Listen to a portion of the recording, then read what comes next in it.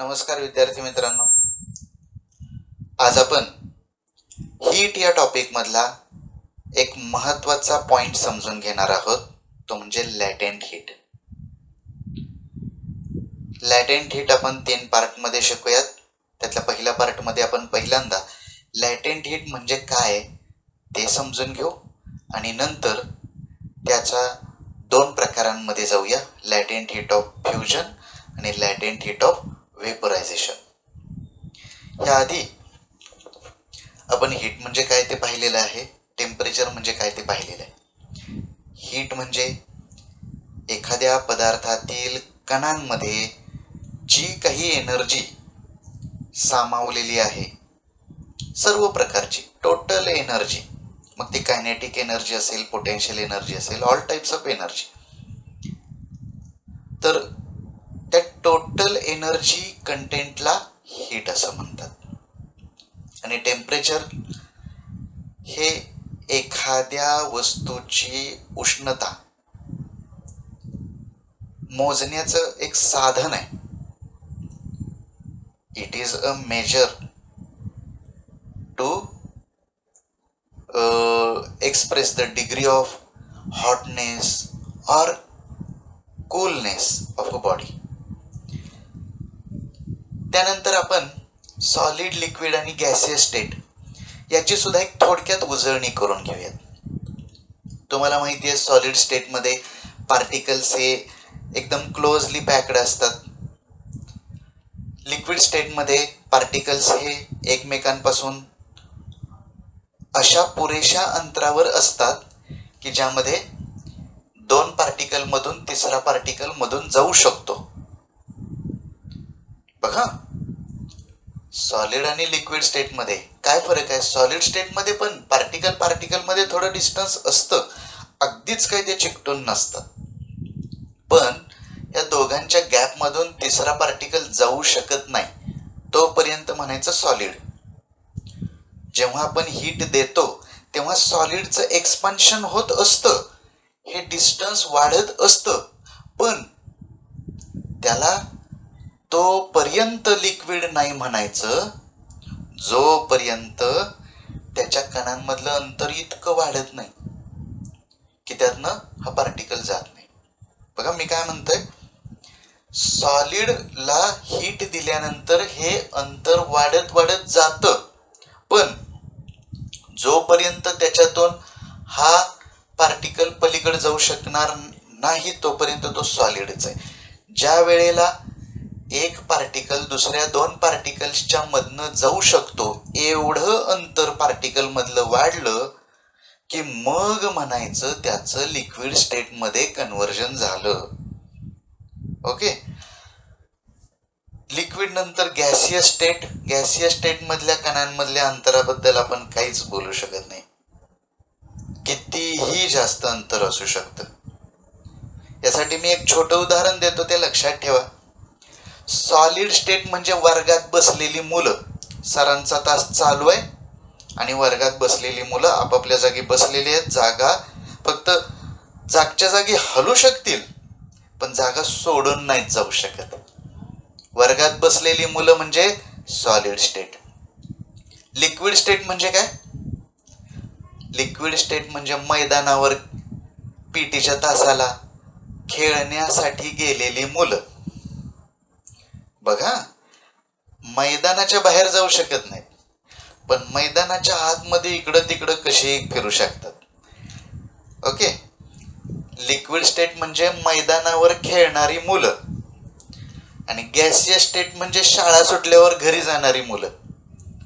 कोणी कुठल्याही दिशेला जाईल, कितीही लांब अंतरावर जाईल. सॉलिड स्टेट मध्ये पार्टिकलची एनर्जी खूप कमी असते. लिक्विड स्टेट मध्ये ती एनर्जी वाढते आणि गॅसियस स्टेट मध्ये ती एनर्जी खूप वाढते. म्हणूनच सॉलिडला उष्णता दिल्यावर म्हणजेच हीट एनर्जी दिल्यानंतर त्याच्या पार्टिकलची एनर्जी वाढते, त्याचे व्हायब्रेशन्स व्हायला लागतात. ते व्हायब्रेशन्स होत होत अंतर इतकं वाढतं की मग त्याचं लिक्विड मध्ये कन्व्हर्जन होतं आणि ते अंतर आणखीन एका लिमिटच्या बाहेर गेलं. किती बाहेर तर ते आपली बाउंड्री सोडून बाहेर जाऊ शकतंय. इतकं जर त्याची एनर्जी वाढली तर त्याला म्हणायचं गॅसियस स्टेट. बघा, सॉलिड, लिक्विड, गॅसेस कळले. आता आपण मूळ मुद्द्यावर येऊया. लॅटेंट हीट म्हणजे काय? लॅटेंट हीटला मराठीत म्हणायचं अप्रकट उष्मा. अप्रकट म्हणजे काय? प्रकट म्हणजे काय? अप्रकट म्हणजे काय? हे बघा, दिसलं तर म्हणायचं प्रकट, नाही दिसलं तर म्हणायचं अप्रकट. बरोबर का? एखादी गोष्ट लक्षात येते तर म्हणायचं प्रकट. एखादी गोष्ट घडते ती लक्षातच येत नाही त्याला म्हणायचं अप्रकट. म्हणजे लॅटेंट हीट ही अशी हीट आहे की जी लक्षात येत नाही, जी दिसून येत नाही. आता हीट दिसून यायचं साधन काय? बघा, एखादा पदार्थ आहे त्याची हीट वाढली का कमी झाली हे कसं ओळखालो? सोपं आहे. थर्मामीटर घ्या, थर्मामीटर आधीच्या स्टेटमध्ये लावा, नंतर हीट वाढली का कमी झाली हे बघण्यासाठी नंतर एकदा थर्मामीटर लावा. थर्मामीटरवरचं जे टेम्परेचर आहे ते तुम्हाला सांगेल हीट वाढली का कमी झाली. समजा पहिल्या वेळेस थर्मामीटरचं टेम्परेचर दाखवतंय 20 डिग्री आणि नंतर झालं 30 डिग्री, तर तुम्ही म्हणाल हीट वाढली. आणि 20चं 10 झालं तर तुम्ही म्हणाल हीट कमी झाली. बरोबर? हीट आहे का नाही आणि किती आहे, कमी का जास्त, हे सगळं आपल्याला मोजता येतं. पदार्थाची हीट वाढली का कमी झाली हे ओळखण्यासाठी तुमच्याकडं एक साधं मापन आहे, ते म्हणजे टेम्परेचर मोजणं. थर्मोमीटरच्या साहाय्याने टेम्परेचर बघा, आधीचं टेम्परेचर बघा, नंतरचं टेम्परेचर बघा. बरोबर आहे? म्हणजे हीट आम्हाला जाणवण्यासाठी, लक्षात येण्यासाठी सोपा मार्ग काय? टेम्परेचर मोजणे.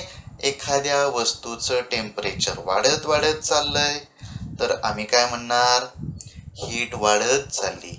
एखाद्या वस्तूचं टेम्परेचर कमी कमी होत चाललंय तर आम्ही काय म्हणणार आहे? हीट कमी व्हायला लागली. बरोबर? ओके. आता आपण एक छोटा प्रयोग लक्षात घेऊया. तुम्ही काय करा, एका भांड्यामध्ये बर्फ घ्या, बर्फाचे खडे टाका, त्याच्यामध्ये थर्मामीटर बुडवून ठेवा. थर्मामीटरचा जो बल्ब असतो खाली, त्याच्यात मर्क्युरी असतो, तो ह्यात बुडलेला असला पाहिजे. आणि या भांड्याला स्टँडवर ठेवा आणि खालून बर्नरनं उष्णता द्या. ओके. थर्मामीटर तुम्ही हातानं धरा किंवा एका स्टँडला लावून टाका. तुम्ही काय बघायचंय? थर्मामीटरचं टेम्परेचर प्रत्येक मिनिटाला थर्मामीटरचं टेम्परेचर नोट डाऊन करा. ठीक आहे? आणि त्याच वेळी इथं काय घडतंय ते पण बघा. जेव्हा तुम्ही उष्णता द्यायला सुरुवात कराल तेव्हा थर्मामीटरचं टेम्परेचर काय दाखवेल? सुरुवातीला हा बर्फ आहे म्हणल्यावर 0 डिग्री दाखवेल. नंतर काय होईल? नंतर तुम्ही उष्णता देताय खरं, पण टेम्परेचर तुम्हाला 0च दिसतंय. उष्णता देणं चालू आहे पण टेम्परेचर 0च आहे, पण आतमध्ये काहीतरी वेगळं होताना दिसतंय. काय होतंय? बर्फाचं पाणी व्हायला लागलंय. टेम्परेचर तेच राहिलंय पण बर्फाचं पाणी व्हायला लागलंय. म्हणजे काय होतंय? अवस्थांतर होतंय. Change of phase, change of state होतंय. उष्णता देणं चालू आहे पण टेम्परेचर बदलतंय हे लक्षात येत नाही. मग नंतर तुम्हाला या सगळ्या बर्फाचं पाणी झालेलं दिसून येईल, टेम्परेचर 0च आढळून येईल. पण आता मात्र तुम्ही टेम्परेचर देणं चालू ठेवताय आणि मग तुम्हाला ह्या पाण्याचं टेम्परेचर एक डिग्रीनं वाढायला लागलेलं दिसून येईल. 1 डिग्री, 2 डिग्री, 3 डिग्री. जसजसा वेळ पुढे जाईल हीट देणं चालूच आहे, टेम्परेचर वाढायला लागलेलं तुमच्या लक्षात येईल. बरोबर. आता हे टेम्परेचर पुन्हा वाढत जातंय 100 डिग्री पर्यंत.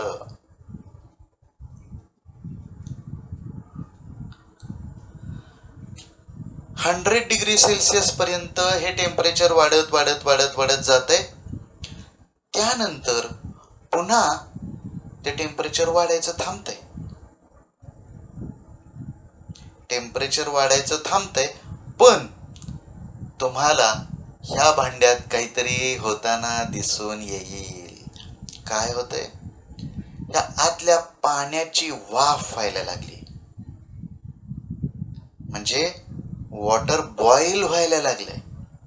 म्हणजे पुन्हा एकदा चेंज ऑफ स्टेट होते, चेंज ऑफ फेज होते. बघा, आपण पहिल्यांदा पण बघितलं, बर्फाचं पाणी होताना टेम्परेचर बदललं का हो? नाही बदललं. मग एकदा पाणी आलं, सगळं पाणी इथं यात जमा झालं की मग मात्र टेम्परेचर वाढायला सुरुवात होते. हे कुठपर्यंत? पाण्याचं टेम्परेचर 100 होईपर्यंत. आणि पुन्हा 100 झालं की पुन्हा वाढायचं थांबतंय. पण काय होतंय? टेम्परेचर वाढायचं थांबलं तरी या पाण्याची वाफ व्हायला सुरुवात झालेली आढळून येते. म्हणजे पुन्हा एकदा चेंज ऑफ स्टेट. बघा, या प्रयोगामध्ये हीट मात्र कंटिन्युअसली देतोय की नाही? हीट देणं आपलं पहिल्या क्षणापासून चालू आहे. अगदी सुरुवातीला तुम्ही हीट देताय, हीट देणं चालू आहे, पण टेम्परेचर काही वाढलेलं नाही. मग ही हीट गेली कुठं?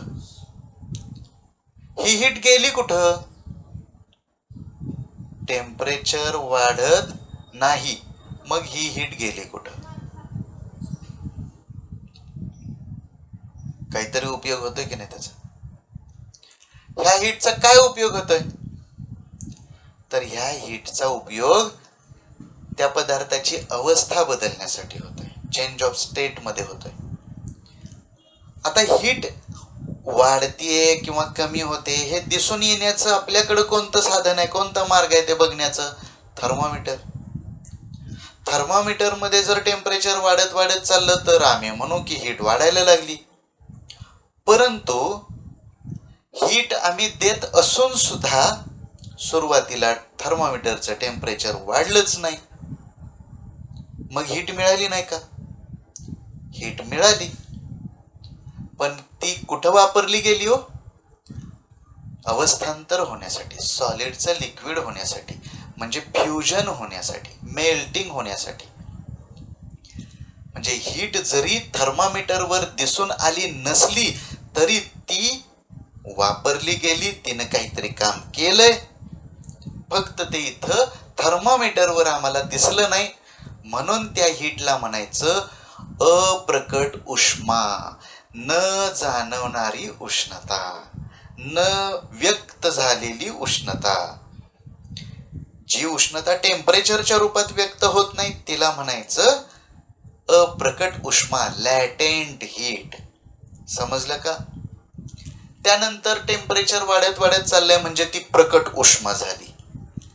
पुन्हा 100 डिग्रीला आलो, 100 डिग्रीला पुन्हा टेम्परेचर वाढायचं थांबलं आणि 100 ला काय व्हायला सुरुवात झालं? ह्या पाण्याची वाफ व्हायला लागली. पाण्याची वाफ व्हायला लागली त्यावेळी टेम्परेचर वाढतंय का? नाही वाढत, टेम्परेचर तेच राहतंय. पण त्यावेळेत होतंय काय? पाण्याची वाफ होते, लिक्विडचं गॅसियस स्टेटमध्ये रूपांतर होत आहे. आणि हे रूपांतर होत असताना ते रूपांतर होण्यासाठी हीट एनर्जी जी दिली जाते ती टेम्परेचरच्या रूपात व्यक्त होत नाही, म्हणून ती सुद्धा लॅटेंट हीट आहे. लॅटेंट हीट ऑफ व्हेपोरायझेशन. कळतंय का बघा. आता मी हे समजण्यासाठी एक दुसरं उदाहरण देतोय, व्यवहारातलं उदाहरण. बघा कळतंय का. या ठिकाणी मी एक चार्ट दिलेला आहे. एका माणसाचा पगार आहे 10,000 रुपये. दर महिन्याला त्याला 10,000 रुपये मिळत आहेत. ओके. आणि तो पगार बँकेत जमा होतोय. त्याचा बँक बॅलन्स आहे या तिसऱ्या कॉलम मध्ये. बघा, त्या माणसाचा पगार बँकेत जमा होतोय. असं धरून चाला की त्या माणसाला काहीच खर्च नाहीत. त्याचे आई वडील आहेत, खर्च करतायत, त्यांच्या पगारातला खर्च होतोय, घर त्यांच्या ह्याच्यावर चालतंय. हा मात्र स्वतःचा पगार काही खर्च करत नाही. आता काय होईल बघा. पहिल्या महिन्याचे 10,000 रुपये बँकेत डायरेक्ट जमा झाले. 10,000 रुपये यांनी काही खर्च केले नाहीत. दुसऱ्या महिन्यात पुन्हा 10,000 आले. हे पण बँकेत जमा झाले. किती झालं बँक बॅलन्स आता?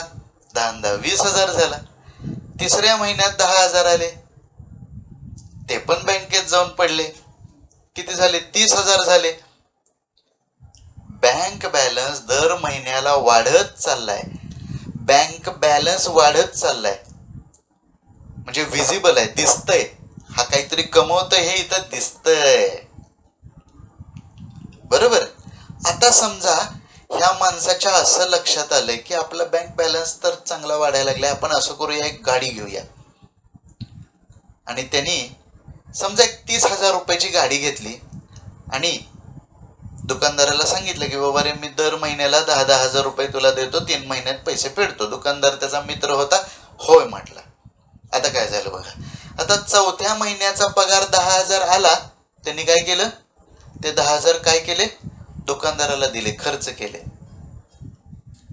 बँक बॅलन्स किती राहिला? जो आधीच्या महिन्यात होता तोच 30,000च. पुढं 5व्या महिन्यात 10,000 आले. त्यांनी ते दुकानदाराला दिले. बँक बॅलन्स 30,000 राहिला.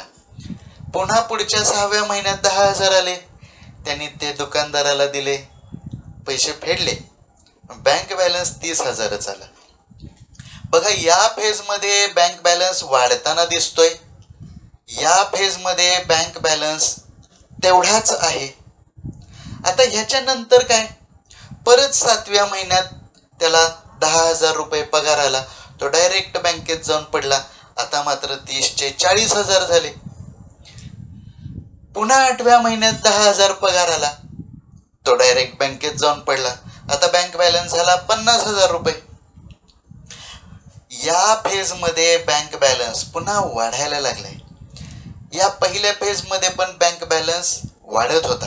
या फेज मध्ये बँक बॅलन्स वाढला नाही. याचा अर्थ त्याचा पगार होत नव्हता का हो? होत होता. पगार दर महिन्याला मिळालाय, पण हा पगार या ठिकाणी दुसऱ्या कशासाठी तरी वापरला जात होता. त्यामुळं इथं बँकेच्या स्टेटमेंटमध्ये तो पगार दिसून येत नव्हता. हा झाला अप्रकट पगार, लॅटेंट सॅलरी. कळलं का? ही विजिबल सॅलरी आहे, ही विजिबल सॅलरी आहे, आणि ही आहे लॅटेंट सॅलरी. पगार मिळतोय पण इथं दिसून येत नाही. आपण असं म्हणूया, हा पगार म्हणजे हीट एनर्जी आहे. Heat energy provided. इथून मिळते ना ती हीट एनर्जी, हा पगार आहे. हा बँक बॅलन्स जो आहे की नाही, तो म्हणजे टेम्परेचर आहे असं समजूया. टेम्परेचर हे थर्मामीटर जे दाखवतंय ना, तो हा बँक बॅलन्स आहे. आणि हा जो खर्च आहे ना, हा खर्च काहीतरी दुसरी क्रिया घडतानाचा खर्च आहे. आणि ती क्रिया इथं 2 ठिकाणी होते. एकदा सॉलिडचं लिक्विड होणं ही क्रिया म्हणजे फ्युजनची क्रिया, आणि आणखीन एका ठिकाणी होते लिक्विडचं गॅसमध्ये रूपांतर होण्याची क्रिया, ती क्रिया. सॉलिडचं लिक्विड होताना एकदा खर्च होतोय, लिक्विडचं गॅसमध्ये रूपांतर होताना एकदा खर्च होतोय. बघा, अशा वेळी टेम्परेचर मधला बदल दिसून येत नाही, कारण मिळणारी उष्णता वेगळ्या कामासाठी खर्च केली जाते. लॅटेंट हीट कळतंय का बघा. आपण नंतर पुढच्या पार्टमध्ये latent heat of fusion, latent heat of vaporization व्यवस्थित बघूयात. त्यांची व्याख्या नेमकी काय आहे ते बघूयात आणि त्याच्याशी संबंधित काही उदाहरणं बघूयात. ओके.